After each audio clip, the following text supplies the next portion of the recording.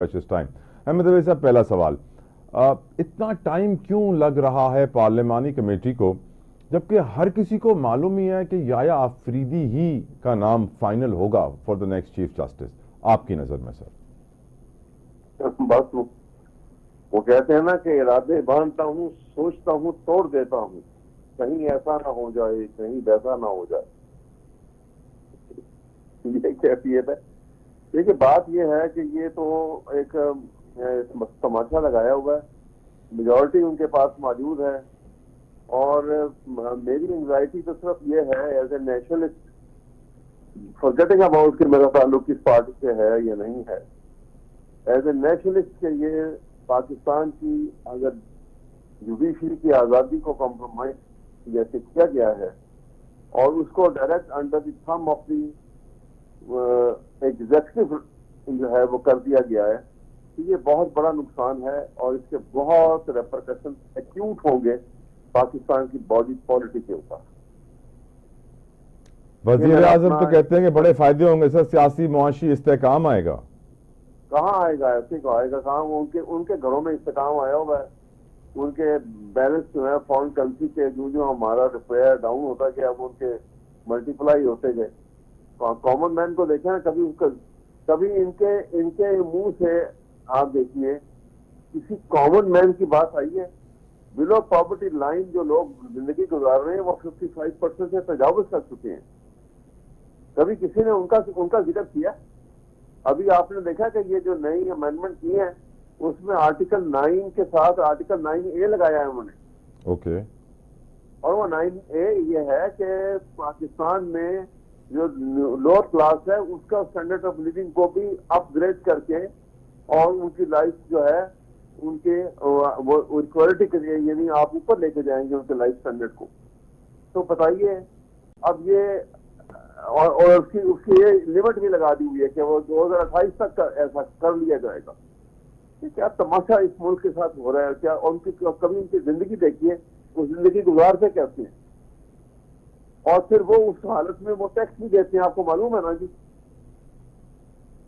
ये below poverty line जो लोग जिंदगी गुजार रहे हैं, आपको पता है वो भी टैक्स देती है। बिल्कुल। क्योंकि इनडायरेक्ट टैक्सेशन जो है वो माटी के डिब्बे भी देते हैं, टैक्स देते हैं, और उस टैक्स के पैसे से हमारे प्राइम मिनिस्टर जो नवाज शरीफ साहब गए थे अमेरिका, तो $9,500 पर डे पे अपने लिए कमरा लिया था, 100 आदमी साथ ले गए थे। ये बताइए अहमद रज़ा साहब, अगर याया आफरीदी साहब का कुछ देर के बाद ऐलान हो जाता है तो आप इस ऐलान को कैसे देखते हैं? क्या पीटीआई इसको वेलकम करेगी? क्या लॉयर्स इसको एक्सेप्ट करेंगे जो पहले कह रहे थे कि हम मंसूर अली शाह साहब के अलावा कोई नाम एक्सेप्ट नहीं करेंगे? देखिए, सवाल यह है कि याया आफरीदी साहब से हमें कोई अनाथ नहीं है, बिल्कुल भी। एक असूल की बात बेसिकली थी कि एक प्रिंसिपल जो सीनियरिटी का था। अभी मैं आपको यहाँ पे ये बता दूं कि यहाँ पे मिसाल, आपके अगले प्रोग्राम में भी ये मिसाल चल रही थी कि जी देखिए जी कि आर्मी चीफ को भी तो ऐसे ही होता है। आर्मी चीफ की अपॉइंटमेंट में और चीफ जस्टिस की अपॉइंटमेंट में बहुत फर्क है।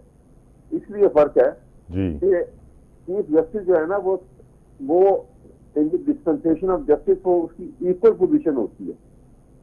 जज जब वो फैसला लिख रहा होता है या वो बैठा होता है बेंच के अंदर, तो उसको भी उतनी ही अहमियत होती है जितनी दूसरे जज की है। सिर्फ ही happen to be the chief justice, seniority में भी 1 डे मोर सीनियर और जो भी कह लीजिए। जबकि आर्मी चीफ जो है जी, वहाँ क्वालिटी ऑफ वर्क इसलिए जरूरत होती है कि उसने पूरी आर्म फोर्सेस को कमांड करनी होती है, और कमांडिंग एबिलिटी जो है और ये एक अलग मुनफरद जो है वो differ from person to person, कि उसमें कितनी कमांडिंग एबिलिटी है, कितनी उसमें वॉर टेक्निक्स के ऊपर अबूर है। अहमद साहब, अब आर्मी चीफ का जब चुनाव होता है, लेट से जिस तरह बाजवा साहब सेलेक्ट किए गए थे, नंबर 4 पे थे, तो जब नंबर 4 सेलेक्ट होता है नंबर 1 की पोजीशन के लिए, तो जो सीनियर होते हैं उनसे वो खुद ही मुस्ताफी हो जाते हैं, रिटायरमेंट ले लेते हैं, साइड पे हट जाते हैं। अगर लेट से कि सबसे सीनियर जज चीफ जस्टिस नहीं बनता, नंबर 2 या नंबर 3, या कहा जा रहा है कि नंबर 3 अगर माजरत कर ले तो नंबर 4 भी नंबर 3 बन सकता है, अमीनुद्दीन खान साहब भी आ सकते हैं। बातें बहुत हो रही हैं, वो नहीं बन सकता, बातें ये बहुत हो रही हैं। लेकिन क्या लेट से नंबर 3 बनता है, याया आफरीदी साहब बनते हैं, तो क्या मंसूर नहीं, अली अगर शाह हाँ, साहब अगर और यही मुनीब आप- साहब उनके मातहत होंगे? ठीक है। लेकिन अगर वो नहीं हो तो मतलब किसी वजह से वो रिक्यूज कर देते हैं, कहते हैं कि मैं नहीं Yes. इसमें आता, तो फिर दो में से सिलेक्ट करना होगा। ठीक। बाकी दो हैं सीनियर मोस्ट। और अगर लेट से नंबर 3 को चूज कर लिया जाता है, वो बन जाता है, तो क्या नंबर 1 सीनियर मोस्ट और number 2 second senior most Mustafi हो जाएंगे? नहीं, कोई नॉट एसेंशियली वहां पे, क्योंकि वो अंडर कमांड वाली बात होती है ना, वो उसके सिलसिला जरा मुख्तलिफ है। ओके, यहाँ अंडर कमांड नहीं है, बराबर है, लेकिन पावर ज्यादा चीज यहाँ तो आपको पता ना कि वो बेंचेस में जब आप केस सुन रहे हैं तो सब बराबर है, सबकी अहमियत कोई ज्यादा कम नहीं है। वैसे आप खुश होंगे, उदास होंगे अगर जस्टिस याया आफरीदी साहब का नाम आता है? जी, इसका जवाब तो दे दें, आप खुश होंगे, उदास होंगे? नहीं, मैं तो इसमें कोई उदास नहीं होऊंगा। ओके, और ये आपके लिए सब बराबर मैं है। सिर्फ उदास हूँ तो सर इस वजह से कि ये एग्जेक्टिव के अंगूठे के नीचे आपने जुडिशरी को ले गए। मैं सब इस बात से तंग हूँ और तकलीफ है मुझे। सर आज के क्योंकि इख्तिलाफी आपने नोट से देखा कि तकलीफ हुई? अभी सर ये इख्तिलाफी कमेटी नोट बनी से तकलीफ हुई आपको आज के? आपने देखा ना कि जो कमेटी बनी है, आप उसके अंदर सारे के सारे वो 2/3 मेजॉरिटी तो है हुकूमत की। जी हाँ, फिर भी इतना टाइम लग रहा है, यही तो सोचने पर मजबूर हूँ सर। क्या क्या क्या वजह हो सकती है अहमद अवैस साहब, क्या वजह हो सकती है? कोई गारंटीज ली जा रही होंगी? और क्या, बस मैं अब क्या कहूँ, बस जो ये जब आदमी जो है ना, जब वो साफ क्लियर आप ना हो तो इनको ऑफिस कहते हैं। एक सेइंग है इंग्लिश की कि public office is a last resort for scandal. हमारे यहाँ वो साबित होता है, मुझे ऐसा लग रहा है। एक एक की हिस्ट्री देख रहे हैं, एक एक हिस्ट्री शीटर है इन सब में से, और इनको पब्लिक ऑफिस चाहिए अपनी बचत के लिए, अपनी प्रोटेक्शन के लिए। अहमद अवैस साहब, इस बात के कितने चांसेस है कि इन 3 जजेस से राब्ते किए जा रहे होंगे, बातें की जा रही होंगी, डिस्कशंस, डायलॉग एंगेज कर रहे होंगे? सर मेरा नहीं ख्याल ये वो तो बिहाइंड द सीन तो बहुत कुछ हो रहा होगा, अंडर करंट बहुत होंगे, सरफेस के ऊपर पुरसकून माहौल नजर आएगा।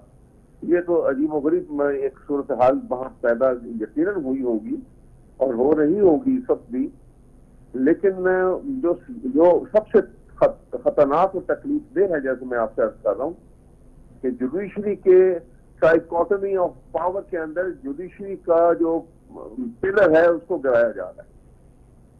तो उसके कॉन्सिक्वेंस के अंदर एक फस्तायत पर मबनी एक निज़ाम जो है वो एस्टेब्लिश होगा यहाँ पर, और ये तमाम लोग जो हैं इसी तरह से आएंगे, और ये एक शदीद किस्म की एनआरसी का बाजार गर्म होता नजर आ रहा है आइंदा चंद महीनों में, चंद हफ्तों के अंदर, बल्कि मैं आपको। और क्या कोई नई तरमीम भी आने वाली है अहमद साहब? जो हालात हैं उसके अंदर तो यकीनन आएगी, क्योंकि ये वर्केबल नहीं है। जो कुछ आप बन चुका है ये वर्केबल नहीं नजर आ रहा, इसके लिए करना पड़ेगा, एक और प्रॉब्लम आएगी इनके लिए। और सर इख्तिलाफी नोट, क्या आपको प्रॉब्लम बनेगा?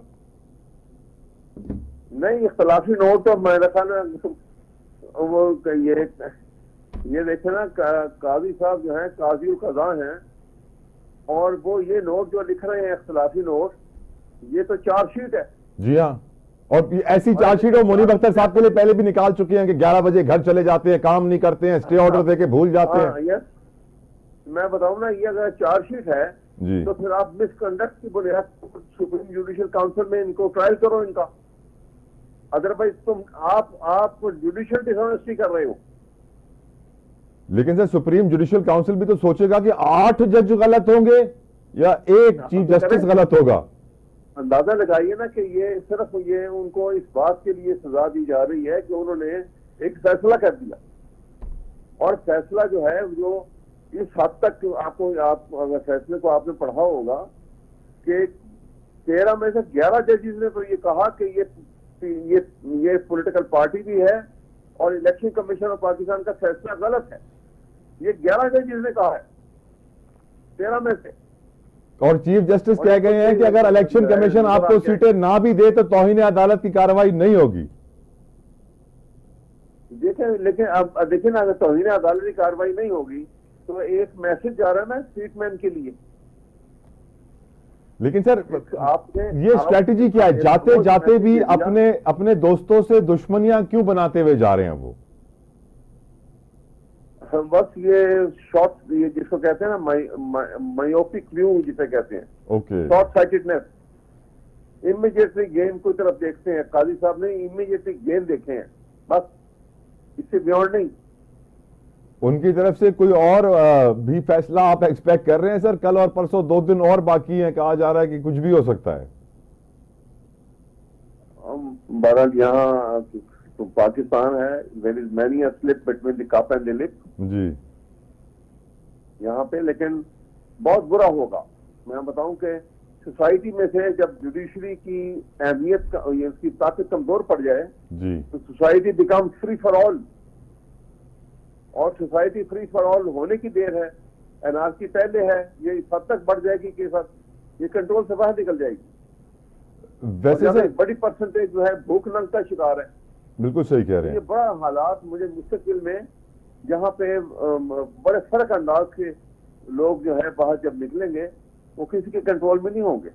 अहमद साहब, मैं एक चीज सोचने में मजबूर हूं कि सुप्रीम कोर्ट के जो ऑनरेबल जजेस हैं सर, वो बड़ी मेहनत करके जज बनते होंगे, बड़ी उन्होंने तगोदौ की होगी, लिटिगेशन कानून पढ़ा होगा, मेहनत, और जब वो जज बनते हैं और उनका चीफ जस्टिस उनके बारे में ऐसे लिखे कि उन्हें कानून का इल्म नहीं है, वो अपनी अदालत बनाए बैठे हैं, वो अपने ख्याली पुलाव बनाए बैठे हैं, उन्होंने हर काम गलत किया, गैर कानूनी काम किए उन्होंने, तो अगर कोई इतना इंटेलेक्चुअल, बाशऊर, लर्नेड इंसान के बारे में ऐसे रिमार्क्स उसका सरबराह, उसका बॉस उसको दे, तो कोई भी सर नॉर्मल शख्स तो फौरन इस्तीफा देकर चला जाएगा कि भाई मुझ में गैरत है, मैं इंसान हूं, आप मुझ पे गलत इल्जाम लगा रहे हैं। What do you expect from these 8 जजेस? ठीक कह रहे हैं। ये आपने काजी फायद ईसा साहब जो है, इनकी वो जजमेंट जो आप सामने रख दीजिए ना, अगर जो इन्होंने बल्ले के निशान के ऊपर जो रात के 10-11 बजे रात के फैसला सुनाया था, ताकि उसमें वक्त ही ना मिले आगे इलेक्शन में सस्पेंड कराने के लिए रिव्यू में, वो फैसला पड़े, तो वो तो आपको पता है जब इस केस की प्रोसीडिंग हो रही थी, ये रिजर्व सीट्स वाली, तो तमाम जज साहबान का इनवेरिएबली गालिबन 2 जजेस को छोड़ दें, जिसमें एक चीफ जस्टिस है और एक शायद कोई और होंगे, सब जजेस ने तनकीद की कि ये सारी गलती उस फैसले की वजह से हुई है जो काजी फायद ईसा ने लिखा था। सर इंट्रा पार्टी का क्या होगा? सर इंट्रा पार्टी इलेक्शंस का क्या होगा? इलेक्शन कमीशन इसी तरह आप लोग को रुलाता रहेगा? बस जी, फिर वो आप देखें। अब ये तो उनकी देखें ना, ये आपको पता है कि ये इस उजलत में ये जो बेंच बन रहा था और ये बनाया गया, पहले तो वो कोर्ट बन रहा था, कॉन्स्टिट्यूशनल बेंच बन गया जी, ये इसलिए बनाया जा रहा था, उसका सबसे बड़ा जो रीजन था कि अमेंडमेंट करके ये ताकत, ये पावर सुप्रीम कोर्ट से लेकर जो आर्टिकल 17(2) में दी हुई है, ये इस बेंच को दे दी जाएगी।